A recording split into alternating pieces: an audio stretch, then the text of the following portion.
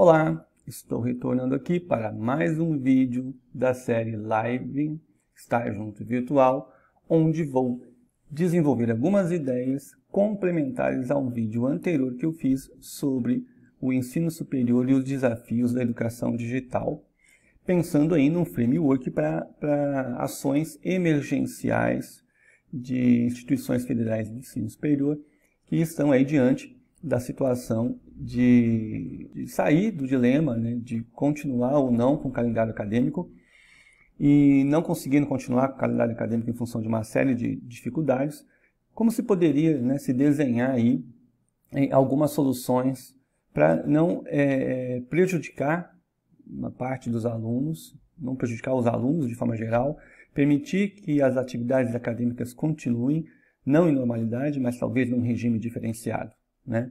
Então, eu vou fazer o seguinte, vou fazer um ensaio aqui com um caso da IFES X.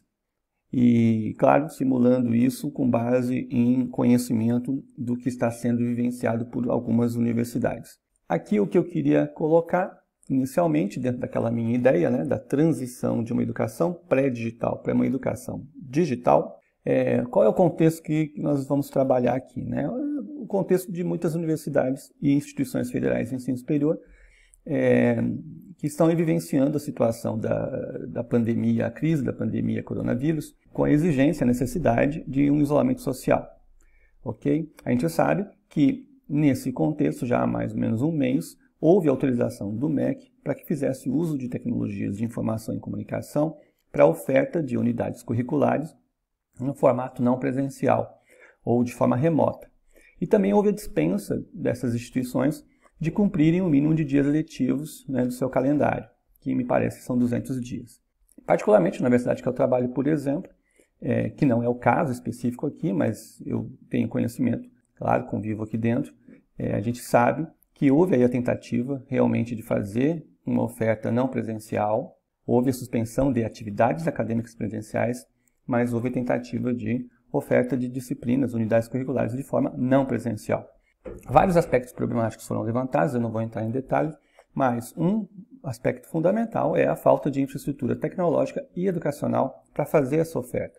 Aí todos aqueles elementos que eu coloquei no primeiro vídeo, abre parênteses, sugiro que quem não assistiu o primeiro vídeo, a primeira parte desse vídeo, assista, embora os dois sejam complementares, ou é possível assistir um sem o outro, mas lá eu elenco uma série de decisões institucionais do ponto de vista político que têm que ser feitas para que realmente esse processo aconteça de forma adequada.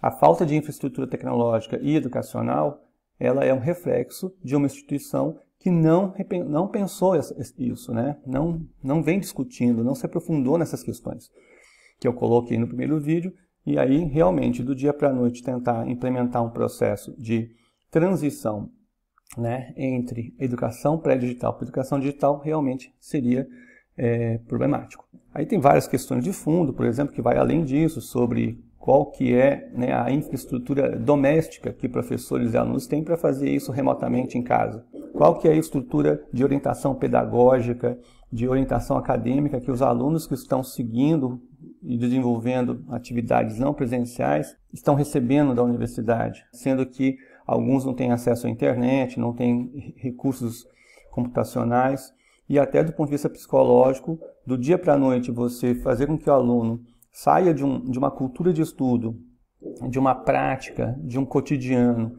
e em questão de 24 horas, 48 horas, ou que seja uma semana, tenha que se adaptar a um formato não presencial, é algo difícil de se efetivar e claro que traria problemas. E as universidades que insistem em fazer isso vão conviver com esses problemas. Quero apenas destacar aqui o exemplo da Unicamp, por exemplo, que está mantendo o calendário com oferta de disciplinas não presenciais e mesmo sendo uma universidade com uma estrutura muito melhor do que a média das universidades por aí, ela vem enfrentando problemas principalmente com relação aos discentes que estão tendo dificuldade de acompanhar essas disciplinas. Nós estamos falando de uma Unicamp que está localizada dentro dos maiores parques computacionais e tecnológicos da América Latina.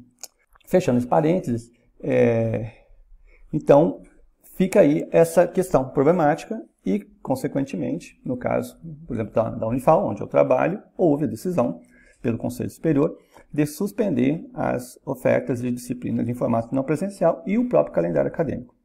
E aí fica a pergunta, o que fazer a partir de agora?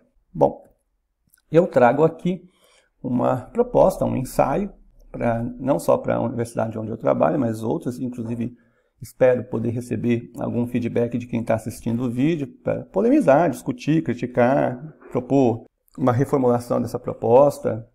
Essa proposta não é uma inovação, criação da minha mente brilhante. O que eu estou colocando aqui é algo que já vem sendo desenvolvido fora do Brasil e dentro do Brasil em algumas instituições públicas e privadas, que é a criação de uma espécie de um programa de creditação e certificação de unidades curriculares. Basicamente, que estrutura que eu estou desenhando aqui nesse ensaio? Primeiro, que seja criado, regulamentado o programa, a existência do programa, a possibilidade de se oferecer um programa, pelos órgãos colegiados superiores. A formulação de programas, na minha opinião, deveria ser descentralizada, não deveria partir de uma pró-reitoria de graduação. Ela tinha que ser descentralizada nas unidades acadêmicas. No caso da estrutura organizacional da Unifal, as unidades acadêmicas, elas são criadas em cima, que eu me lembre, em cima de um tripé, que é as unidades acadêmicas, em tese, elas deveriam ter condições de desenvolver, ações, projetos, iniciativas na área de ensino, na área de pesquisa e na área de extensão, ok? Então, uma unidade acadêmica tem um corpo docente e tem condições de pensar um programa de acreditação e certificação de unidades curriculares no seu campo de atuação. Isso, no meu entendimento, daria uma organicidade para o programa, para o formato do programa, para a forma de oferta, que atenderia a comunidade de docentes e discentes que, vamos dizer assim, estão no entorno dessa unidade. Claro que essa unidade teria que ter um diálogo com os colegiados de cursos que de alguma forma estão vinculados a ela, para poder fazer uma espécie de construção de uma relação de equivalência entre o que está sendo oferecido para acreditação e o que pode ser aproveitado nos cursos de graduação. Os docentes, fazendo parte então, do corpo docente das unidades e dos colegiados de curso, fariam o papel aí de aderirem ao programa como proponentes e gestores de planos de estudos do programa. O programa teria um conjunto de unidades curriculares que seriam equivalentes ao que é oferecido no curso, ou não, poderia ser também para outro objetivo, não precisaria ser só para os cursos, e aí oferecer esse plano, esse planejamento de estudos aí para esse programa, para cada unidade que fosse oferecida. As pró-reitorias de ensino, particularmente no caso da Unifal, tem a pró-reitoria de graduação, por exemplo, poderia coordenar e fazer a gestão geral da oferta, uma vez que é ela que opera o sistema acadêmico e tal. É claro que nesse sentido eu não coloquei aqui, mas a área de TI precisaria tentar desenvolver dentro do sistema acadêmico um módulo, uma forma de conseguir fazer um vínculo direto para que isso não dê depois, do ponto de vista operacional, um retrabalho, uma complicação aí na gestão da vida e no registro da vida acadêmica do aluno que participa do programa. Os discentes iriam aderir de forma voluntária como participantes, cursando o que fosse oferecido. E aí, voluntária por quê? Porque eu vou discutir mais à frente, talvez, vou me aprofundar um pouco, nós temos que entender que isso aqui está sendo feito dentro de um contexto, que pode ser ampliado para médio e longo prazo, mas está dentro de um contexto emergencial. Então, esse programa visa atender situações específicas que a suspensão do calendário acabou, vamos dizer assim, atendendo um conjunto de alunos que não puderam participar da oferta de disciplinas não presenciais, mas como que a gente atende aquele grupo de alunos que poderia participar e que tem uma necessidade realmente de dar continuidade aos seus estudos, por vários motivos. Então, uma adesão seria uma adesão voluntária, os alunos, em função das suas condições de aprendizagem, de estudo, iriam participar do programa. E por fim, as unidades acadêmicas, articuladas com os colegiados de curso, fariam então a validação e certificação dos créditos que fossem obtidos e forem futuramente aproveitados. Dentro desse programa, nesse momento, ele estaria sendo direcionado, desenhado, ainda como um piloto, ainda como algo que é um esboço, para atender as seguintes demandas emergenciais. Discentes que estão em fase de conclusão de curso, que estão para colar grau, que esse semestre colariam grau, e que estão faltando disciplinas, unidades curriculares que sejam possíveis de ser oferecidas num formato não presencial. Haveria também a possibilidade de você avançar no atendimento a demandas que estão reprimidas na universidade. Há mais ou menos, por exemplo, uns 4 anos atrás, mais ou menos, eu fiz um estudo, quando eu era funcionário da Pró-Reitoria de Graduação, onde a gente fez um levantamento da quantidade de DPs que existem, e no caso da Unifal, particularmente, existe a necessidade de oferta de muitas vagas de disciplinas de DP. Então, isso poderia ser atendido em que sentido? Aqueles alunos que podem participar de atividades não presenciais poderiam ir aproveitando para fazer disciplinas de dependência. Bom, por fim, dentro dessas demandas emergenciais, já poderia estar prevista a oferta de edições replicadas do que vai ser, né, oferecido no programa em calendários alternativos, abertos e em fluxo contínuo. Esse programa poderia oferecer essas unidades em fluxo contínuo, onde o aluno vai, se inscreve, pode se inscrever no meio do ano, no meio do semestre, dependendo de como for desenhado o programa, né, dentro dessa organicidade que eu estou falando, né, das unidades curriculares, dentro das unidades acadêmicas, poderiam ser algumas disciplinas, por exemplo, poderiam ser oferecidas de forma condensada, de tal maneira que o aluno opta por aderir ou não. A médio prazo, poderíamos também pensar aí na inclusão dos discentes que não puderam participar desse programa no período de isolamento social, quando se iniciasse o gradativo retorno às atividades presenciais, como nós já estamos acompanhando aí, né? Várias pessoas, vários cientistas, pesquisadores, pensadores aí, políticos, já vêm dizendo que o retorno não vai ser um retorno imediato. Então, nesse retorno gradativo e que vai exigir uma nova arquitetura de organização do espaço e do tempo de aprendizagem dentro da universidade, a gente poderia manter esses programas abertos nesse regime de fluxo contínuo, de tal maneira que você fosse incluindo os discentes que não puderam fazer, né, participar dele, mas aí esses alunos teriam acesso a uma infraestrutura que permitiria a eles, com computadores, com laboratórios, com acesso à internet, quando eles retornassem para as atividades presenciais na universidade, pudessem ingressar no programa, aderir ao programa e usufruir, fazer uso do que foi feito pelos alunos que puderam participar durante o período de isolamento.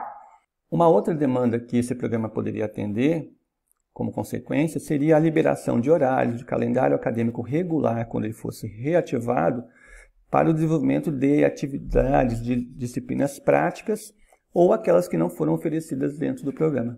Bom, em cima disso tudo, trabalhando então, né, fazendo um exercício em cima do que eu estou tentando construir como um framework, nesse processo, né, nessa reflexão da migração, do trânsito entre uma educação pré-digital para uma educação digital, em que formatos, né, com quais modalidades educacionais esse programa, o que foi desenvolvido como atividade nesse programa, poderia ser oferecido. A gente poderia sim, aí sim pensar num formato, numa modalidade EAD, mas poderíamos também pensar num formato híbrido, poderíamos pensar no formato de MOOC, inclusive no formato de MOOC você atenderia os alunos da universidade, mas poderia também aproveitar toda essa estrutura, tudo que se vai mobilizar de recursos para abrir esses cursos, por exemplo, para a extensão universitária. Okay? Tem muitas disciplinas que são oferecidas dentro dos cursos que elas podem ser oferecidas para quem está fora. Eu tenho como exemplo aí a disciplina de saúde ocular, oferecida pela professora Flávia, que tem toda uma estrutura, todo desenhado para ser EAD, como uma optativa para os cursos para o curso de medicina, mas que o formato dela foi desenhado e pensado também para atender demandas que venham, por exemplo, na formação, aperfeiçoamento profissional de enfermeiros, de profissionais da saúde, que atendam aí pessoas na atenção primária, por exemplo, dando como exemplo isso. E claro, incluo aí a questão aí, né, da proposta do blockchain e da acreditação e certificação aberta, que tem a ver principalmente com o MOOC, né, com os MOOCs, com a oferta dos cursos em formato de MOOC. Ok? É óbvio que isso aí tudo está dentro do quê? Estaria sendo decidido dentro de uma proposta, de um projeto, de um programa da unidade, com organicidade. Então a unidade conhece o seu potencial, né? Os diretores, os professores que atuam naquela unidade sabem o que é possível ser feito e ali fazem um programa em diálogo, em parceria, em comunhão aí com a universidade toda e principalmente com os cursos. E aí sim se desenharia talvez um formato, um modelo que atenderia principalmente aquela clientela, aquele grupo de alunos que são alunos que têm um vínculo direto com essas unidades e com os cursos. E aí talvez realmente essa organicidade evitaria problemas, por exemplo, como a variabilidade de recursos, plataformas, metodologias, que muitas vezes os professores, sem uma coordenação, acabam fazendo. E isso muitas vezes prejudica e causa um estranhamento, causa inclusive um trauma nos alunos em terem que ficar acessando plataformas distintas, com metodologias distintas. Isso não quer dizer criar uma camisa de força para os professores, mas significa pensar de forma orgânica a oferta do programa. Basicamente, esse é um princípio básico. Lembrando lá, resgatando, que dentro desse formato, né, tudo, você tem que pensar também as estratégias e metodologias e recursos que vão ser usados. E, no meu entendimento, um programa como esse poderia sim fazer uso de metodologias ativas, poderia se fazer uso de uma inversão da aprendizagem, não na relação espaço-tempo necessariamente, porque vai estar todo mundo em casa estudando, né? Mas talvez realmente naquela inversão tempo-aprendizagem que eu apresentei no vídeo anterior, onde você daria uma maior flexibilidade no tempo para poder desenvolver, né, e cursar o que fosse oferecido, mas focando aí, fixando o que seriam os objetivos de aprendizagem. E também usando aí recursos educacionais abertos e objetos de aprendizagem. Tudo isso poderia ser usado nessa proposta. Com relação à cultura, espaços e tempos educacionais, poderia se exercitar sim, fazer uma primeira experiência de um desenho de um ecossistema educacional ainda funcionando dentro da universidade, né? E esse ecossistema iria articular ações de pesquisa, né, ações das pró-reitorias de pesquisa e pós-graduação, com ações das pró-reitorias vinculadas ao ensino, com a extensão e outros setores da universidade, ou seja, formando aí um ecossistema educacional que poderia gradativamente se expandindo e saindo das fronteiras, né, dos muros da universidade e se conectando e, de repente, constituindo-se, né, num ecossistema que conecta a universidade a empresas, que conecta a universidade a órgãos públicos e etc. Ainda com relação à questão da cultura, né, realmente trabalhar com a ideia do docente sendo um gestor da tecnologia educacional, se orientar aí por uma cultura da abertura, isso tudo tem a ver com a proposta. Começar a se pensar, então, talvez, no desenho de um campus digital, com espaços, meios e recursos digitais. Né? E, como eu falei, a cultura da inversão, né? A inversão da lógica da relação tempo-aprendizagem que eu já falei anteriormente. E, por fim, esse último item que eu explorei no outro vídeo, é a relação entre instituição e sociedade. Eu já falei bastante disso. Falei, inclusive, sobre a possibilidade de um ecossistema que saia dos muros da universidade, envolvendo aí governo, instituições governamentais, empresas, outras instituições federais de ensino e a sociedade. E um aspecto importante que esse programa poderia atender, aí já talvez a longo prazo, seria não só os egressos, não só da universidade, mas de outras instituições que busquem aprendizagem ao longo da vida. Aí agora, dentro daquele processo que eu falei, primeiro a gente pensa institucionalmente o que se pretende fazer, então eu estou fazendo um estudo de caso, vamos dizer assim, né, trabalhando um caso específico, o atendimento de uma demanda emergencial, e já fui mostrando alguns desdobramentos disso. E aí o que eu só queria aqui era explorar algumas ideias que saíram disso, né, com relação àquela pequena estrutura que eu montei, ainda de forma precária, como um esboço. Quais seriam as dimensões, né, que você teria que realmente trabalhar para atender ao que é demandado institucionalmente.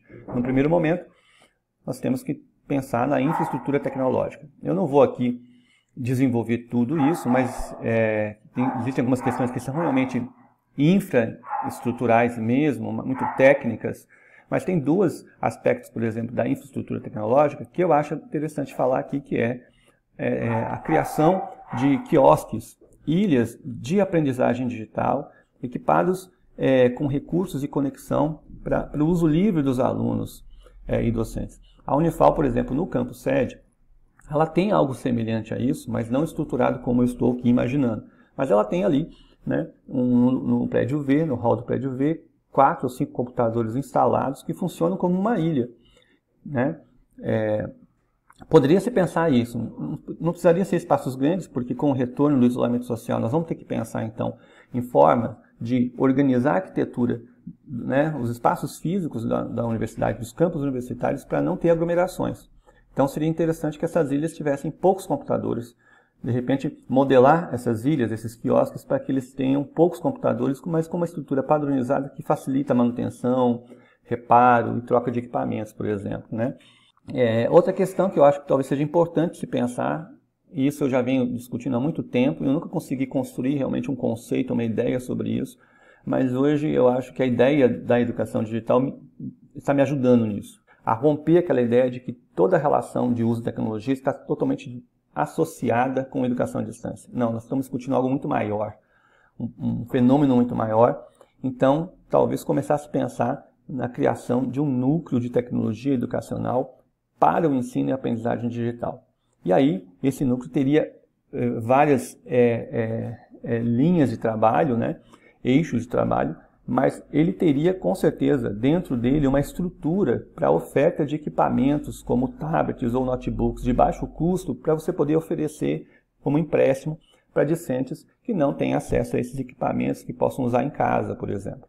Né? Seria uma possibilidade. E hoje a gente sabe, inclusive, que instituições privadas conseguem, por exemplo, incluir, né, no pacote de serviços e produtos o tablet de baixo custo, por exemplo, para serem usados, né, em ofertas de disciplinas e atividades não presenciais. Eu acho que seria possível fazer isso em função de acordos e daquela discussão que eu já falei da relação da universidade com a sociedade, passando aí por convênios com instituições privadas, empresas e até o próprio governo.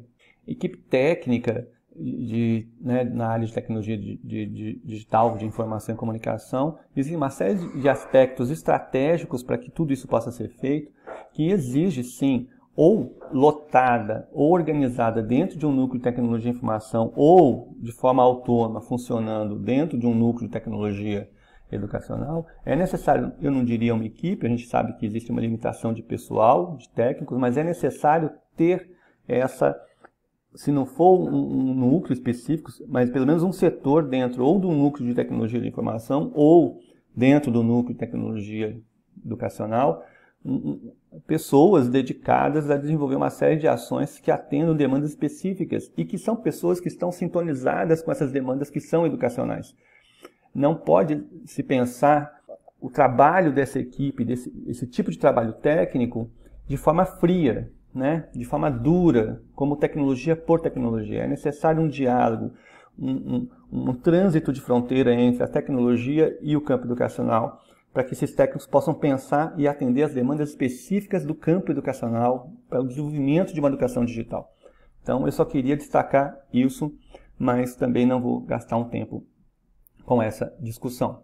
Com relação à equipe educacional, técnica educacional e pedagógica, aí nós estamos trabalhando, então, de forma multidisciplinar, né? Equipe técnica na área de TI e uma equipe técnica na área educacional e pedagógica, trabalhando em sinergia, né? Trabalhando de uma forma transdisciplinar, conectadas, e aí existem algumas ações específicas que essa equipe poderia desenvolver, como, por exemplo, design educacional de recursos em ambientes digitais, orientação pedagógica e acadêmica a discentes, apoio pedagógico a docentes, desenvolvimento de pesquisa para apropriação educacional de tecnologias, metodologias e arquiteturas curriculares inovadoras, e a oferta de oficinas e cursos de qualificação e aperfeiçoamento dos docentes, principalmente. Mas talvez também, né, da inserção do aluno na cultura de estudo digital também poderia ser feitas oficinas nesse sentido. Bom, e por fim, eu acho que existe também a necessidade de repensar a estrutura organizacional dessas instituições, das universidades, e eu coloco apenas 2 itens aí que podem ser interessantes serem discutidos, que é realmente a criação de um núcleo de tecnologia educacional para o ensino e aprendizagem digital e a criação de uma incubadora de projetos de inovação em educação digital. Isso aqui não é uma proposta perfeita, fechada, maravilhosa, é apenas uma reflexão, uma ideia, né, que surgiu em função do momento que nós estamos vivendo e que espera colaborar com quem está pensando sobre o assunto. Ok? Agradeço a atenção de todos e todas e até o próximo vídeo. Por favor, comentem, mandem perguntas e vamos conversar sobre o assunto. Acho que isso aqui, se não for a melhor ideia, ela pode pelo menos provocar as pessoas a pensarem ideias inovadoras para lidarmos nesse momento de crise com os desafios que nós estamos enfrentando. Muito obrigado.